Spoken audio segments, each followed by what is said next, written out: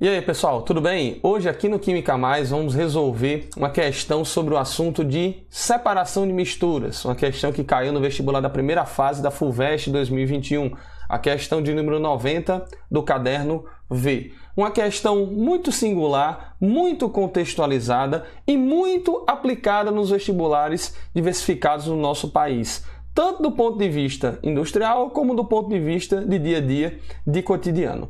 Vamos lá, a questão ela diz assim para a gente, ó. A destilação é um processo utilizado para separar compostos presentes em uma mistura com base nas suas propriedades físicas, como por exemplo a diferença de temperatura de ebulição a uma dada pressão entre os componentes da mistura. Lembrando que nós podemos ter a destilação do modo de vista simples ou fracionada. A destilação simples é o que ele está detalhando aí no texto. Você vai ter a grande diferença de temperatura de ebulição, de ponto de ebulição, entre os componentes da mistura, em que aquela substância com menor ponto de ebulição tende a se evaporar, tende a se ebulir, melhor dizendo, com o aquecimento da mistura, promovendo assim a separação dos componentes. Ele vai continuar dizendo, recentemente esse termo passou a figurar em estudos de poluição ambiental, nos quais o termo destilação global é utilizado para explicar a presença de compostos voláteis, como os pesticidas organoclorados, em águas e gelos de regiões polares, ainda que esses compostos nunca tenham sido produzidos ou utilizados nessas regiões. Galerinha, quando ele fala aqui de compostos voláteis, como os pesticidas, vamos lembrar que compostos voláteis são aqueles que se volatilizam fácil demais, ou seja, formam vapores de maneira muito mais fácil relativamente do que outras substâncias. E a gente identifica um composto volátil como tendo relativamente um ponto de ebulição, uma temperatura de ebulição menor do que outros componentes presentes na mistura, beleza? Então ele diz que esse termo destilação global está evidenciado devido a isso daí. Alguns compostos voláteis, eles conseguem se formar em regiões, mesmo que nessas regiões não tenha nenhum tipo de produção química, produção industrial dessas substâncias lá. Com base no princípio da técnica da destilação, como pode ser explicada a presença desses pesticidas na Antártica e no Ártico, no Polo Ártico? Galera, de uma maneira mais simples, vamos só relembrar aqui, laboratorialmente, como que funciona o processo de destilação. Está aqui um resumozinho dos equipamentos que se utilizam na destilação. Você vai ter aqui o balão de destilação, em que você vai ter a mistura analisada, certo? A mistura com seus componentes, obviamente. Vai ser realizado aqui um aquecimento e a substância aqui mais volátil, a substância que tiver o menor ponto de ebulição, ela vai ebulir, ela vai formar vapores. Então essa substância ela vai pouco a pouco aqui, né, com o passar do tempo, ela vai saindo da mistura na forma de vapor. Ela vai passar por um segundo tipo de equipamento que é chamado de condensador, em que nesse condensador você vai ter um fluxo de água contínuo que vai permitir o resfriamento desses gases. Lembrando que a água que vai passar aqui no fluxo do condensador, ela não tem contato direto com os vapores, não vai ter nenhum tipo de interação direta com os vapores, beleza? A função desse fluxo de água no condensador é apenas garantir um bom resfriamento para os vapores. E aí, quando os vapores eles são vamos dizer assim, resfriados, eles retornam para o estado líquido e são armazenados, eles são obtidos num segundo tipo de equipamento, que pode ser aqui um Erlenmeyer, pode ser um Becker, uma proveta, qualquer coisa, beleza? Então esse é o tipo, esse é na verdade o resumo, digamos assim, do que acontece num processo de destilação simples, processo que ocorre em laboratório. Claro que esse processo aí, no cotidiano, no mundo industrial, ele sofre adaptações, né? Se você quiser, por exemplo, fazer a destilação de cana-de-açúcar para obter lá os seus derivados.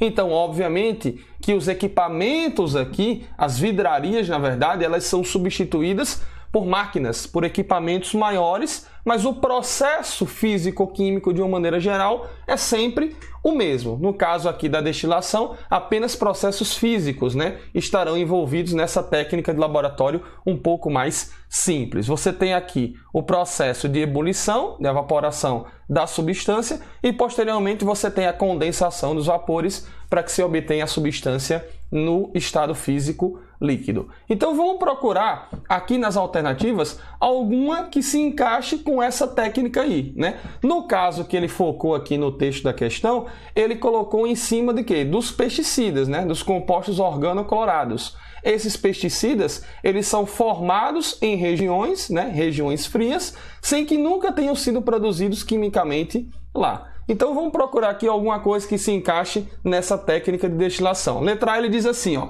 esses compostos, os organoclorados, pesticidas, são destilados nas águas aquecidas dos oceanos e levados pelas correntes marinhas para as regiões polares, onde se precipitam devido às águas frias dessas regiões. Galera, quando ele diz aqui que os compostos são destilados nas águas aquecidas, ele está dizendo que o processo inteiro da destilação vai acontecer nas águas aquecidas.